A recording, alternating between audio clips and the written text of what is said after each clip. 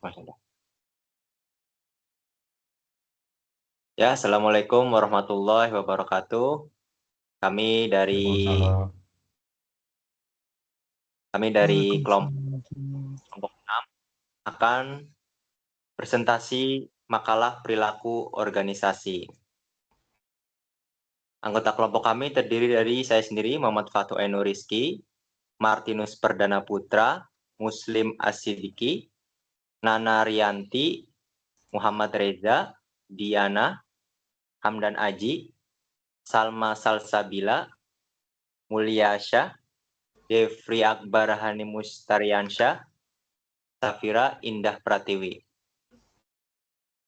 Ya, mungkin selanjutnya akan dilanjutkan oleh teman-teman semua.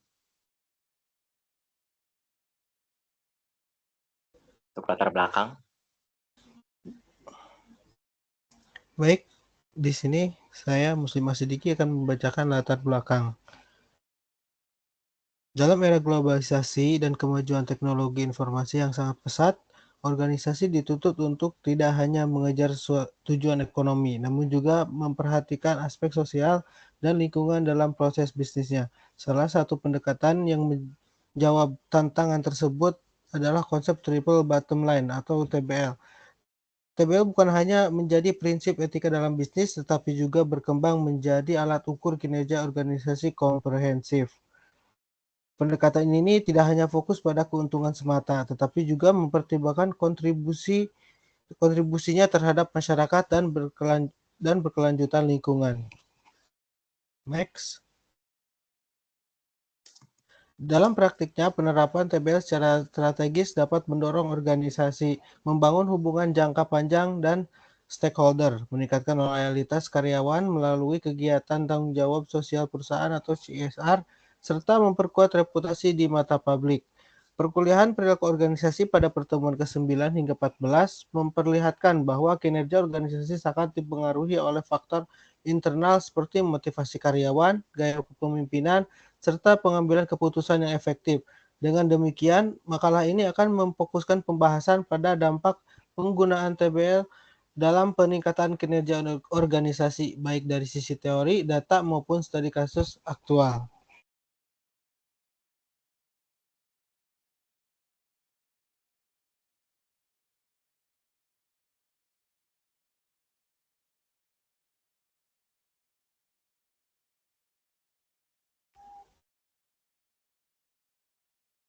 Mbak Nana Rianti, boleh dilanjutkan penjelasannya?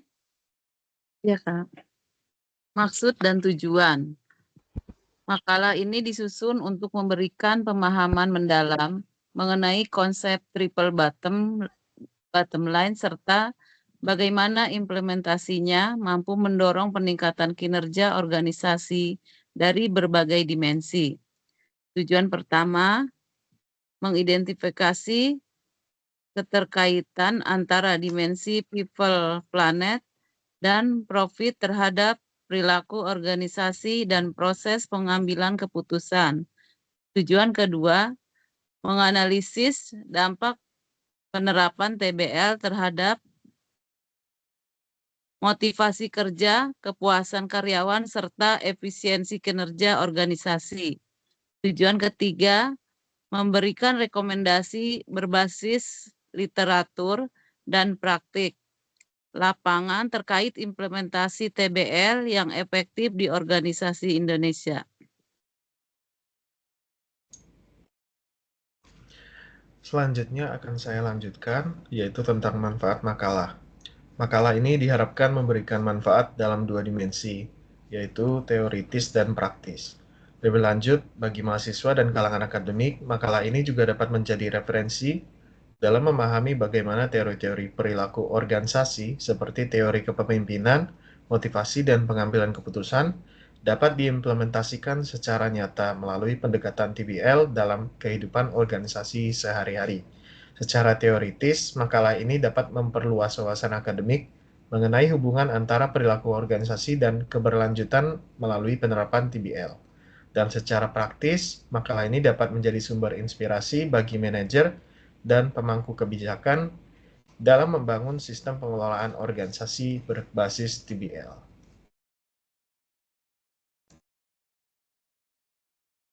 Terdapat 5 permasalahan. Yang pertama yaitu ketidakseimbangan fokus triple bottom line. Banyak organisasi lebih menekankan keuntungan atau profit, sementara aspek kepedulian sosial atau people dan kelestarian lingkungan atau planet hanya dijalankan sebatas formalitas. Kedua, resistensi internal dan kurangnya pemahaman. Rendahnya pemahaman, nilai keberlanjutan menyebabkan resistensi dari manajemen dan karyawan. Seringkali penolakan dari karyawan atau pegawai, terutama jika dianggap sebagai tambahan beban kerja yang tidak memberi manfaat langsung. Yang ketiga, minimnya transparansi pelaporan.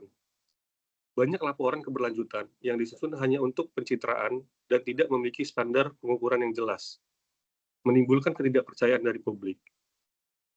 Yang keempat, konflik organisasi yang tidak terkelola. Konflik yang tidak dikelola dengan baik berdampak negatif pada motivasi, komunikasi, dan produktivitas. Yang terakhir, tidak terintegrasi dengan sistem kinerja. Prinsip triple bottom line belum menjadi bagian inti dari sistem manajemen dan pengambilan keputusan organisasi.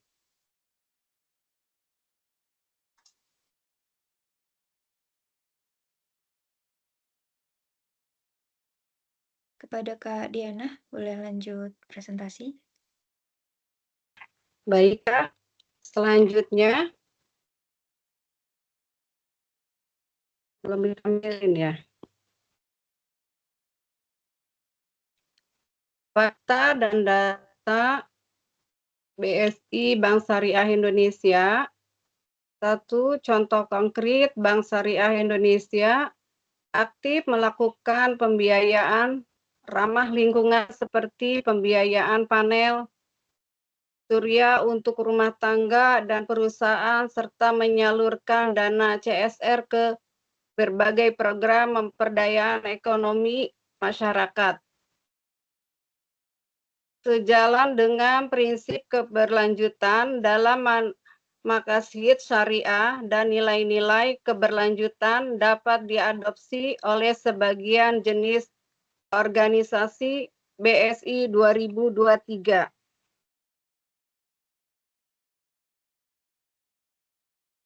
Fakta dan data penelitian oleh LER 2002 menunjukkan bahwa hanya sekitar 30% dari perusahaan publik di negara berkembang yang benar-benar mengukur dampak sosial dan lingkungan mereka secara terstruktur. Data ini memperkuat bahwa TBL baru akan efektif jika terintegrasi dengan sistem pengambilan keputusan, manajemen SDM, dan strategi organisasi secara keseluruhan. Dalam perkuliahan perilaku organisasi, aspek motivasi, kepemimpinan partisipatif, serta komunikasi transparan menjadi fondasi penting agar nilai-nilai keberlanjutan dapat hidup dan berdampak nyata di lingkungan kerja. Robbins and Dagger 2015, Toha 1995.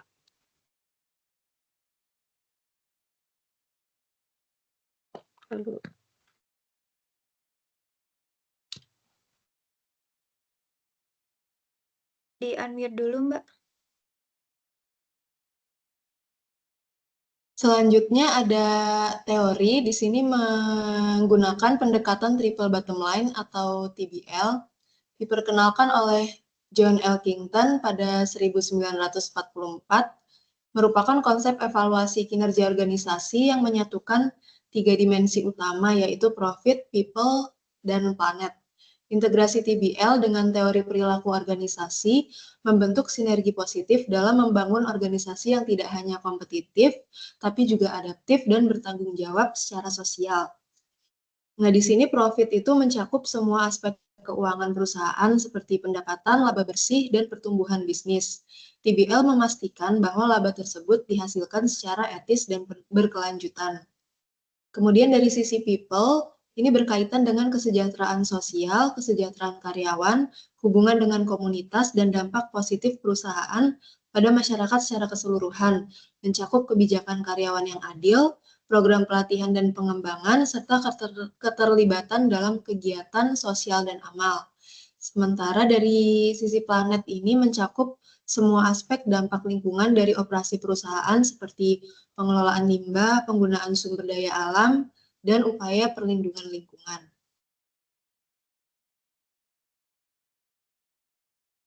Selanjutnya ada penerapan teori triple bottom line. Dalam penerapan TBL ini, inisiatif sosial seperti pelatihan, pengembangan karyawan, serta keterlibatan sosial menjadi faktor motivator yang dapat meningkatkan keterikatan karyawan dengan organisasi.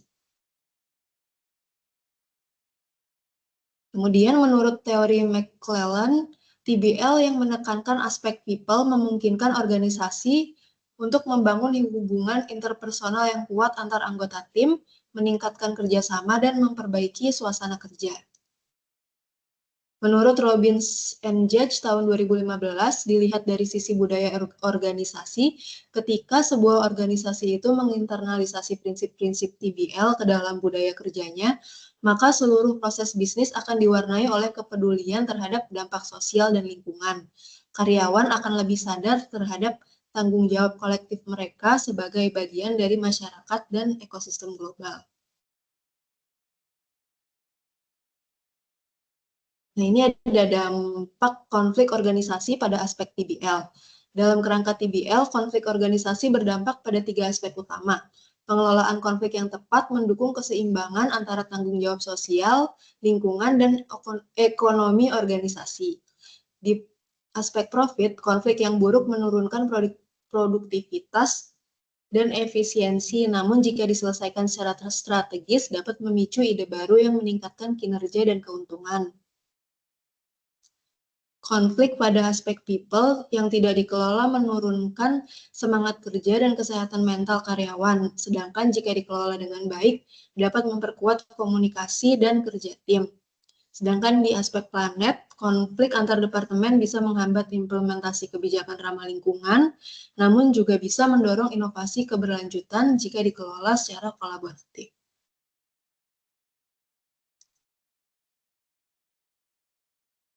Triple bottom line dan kaitannya dengan sistem pengambilan keputusan organisasi.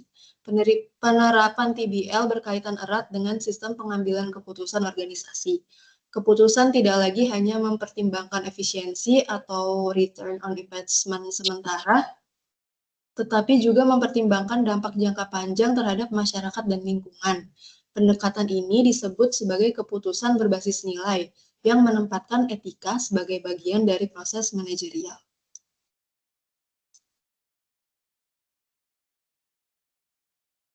Baik, selanjutnya adalah hasil dari analisis yang telah kami lakukan. Pertama dari aspek people, perusahaan yang menerapkan TBL memang secara serius menunjukkan peningkatan motivasi dan loyalitas karyawan.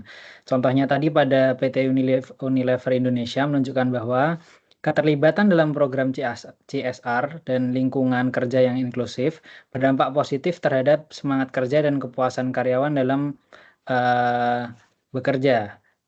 Dalam hal ini, teori motivasi itu selaras dengan prinsip bahwa karyawan akan lebih termotivasi apabila pekerjaan mereka memiliki makna sosial dan kontribusi nyata terhadap masyarakat.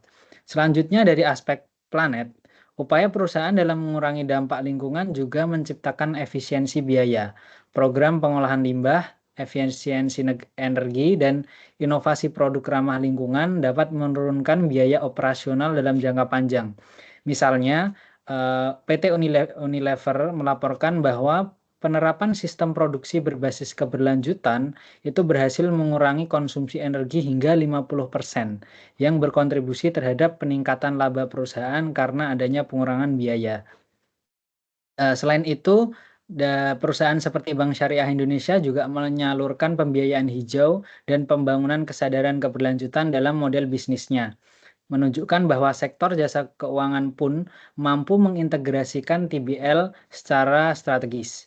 Hal ini juga memperkuat relevansi pendekatan TBL dalam berbagai jenis organisasi termasuk lembaga berbasis nilai keagamaan. Dan yang ketiga dari aspek TBL ini adalah profit.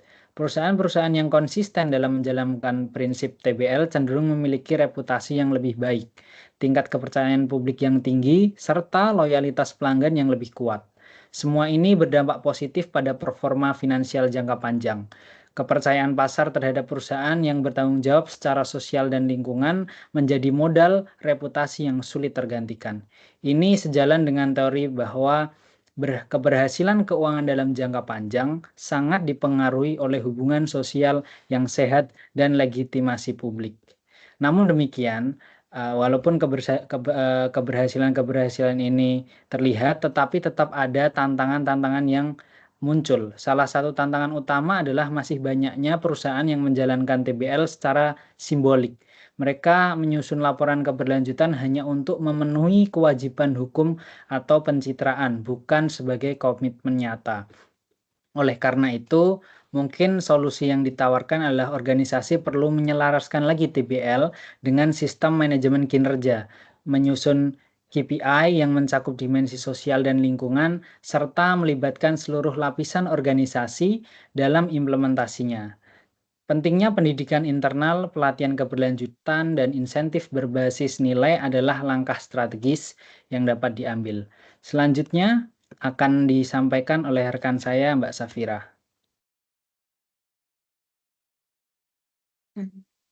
Tes, jadi kesimpulan yang dapat diambil, penerapan triple bottom line terbukti meningkatkan kinerja organisasi secara menyeluruh dengan mengintegrasikan dimensi profit, people, dan planet, sehingga organisasi tidak hanya berorientasi kepada keuntungan ekonomi, tetapi juga pada nilai sosial dan keberlanjutan lingkungan. Hal ini selaras dengan teori perilaku organisasi, terutama dalam hal motivasi kerja, kepemimpinan transformasional, dan budaya berkelanjutan. Studi kasus yang udah kita ambil tadi, PT Unilever Indonesia dan Bank Syariah Indonesia, menunjukkan bahwa keberhasilan triple bottom line bergantung pada sinergi antara nilai kerja, nilai keberlanjutan, dan manajemen internal yang adaptif. Meski demikian, implementasi TBL masih menghadapi tantangan, terutama jika hanya dijalankan secara simbolik tanpa integrasi nyata dalam pengambilan keputusan. Oleh karena itu, TBL perlu dipahami dan diterapkan sebagai alat strategis yang didukung penuh oleh kepemimpinan, struktur organisasi yang responsif, dan budaya kerja yang terbuka terhadap perubahan. Di sini kami menyusun saran sebagai berikut. Disarankan agar setiap organisasi mulai mengadopsi prinsip triple bottom line secara bertahap dan terstruktur. Manajemen puncak perlu memberikan contoh nyata dalam penerapan nilai-nilai keberlanjutan, serta menciptakan sistem insentif yang mendukung perilaku positif pada organisasi. Selain itu, perlu dilakukan pelatihan internal untuk meningkatkan pemahaman seluruh karyawan tentang pentingnya keberlanjutan. Organisasi juga diharapkan mengembangkan sistem pengukuran kinerja yang mencakup indikator sosial dan lingkungan secara kuantitatif dan kualitatif. Pelaporan yang transparan dan akuntabel sangat penting untuk menjaga kepercayaan publik dan meningkatkan partisipasi stakeholder dalam mendukung program keberlanjutan. Dengan pendekatan yang menyeluruh, TBL akan menjadi fondasi kokoh bagi organisasi dalam menghadapi tantangan bisnis global yang semakin kompleks.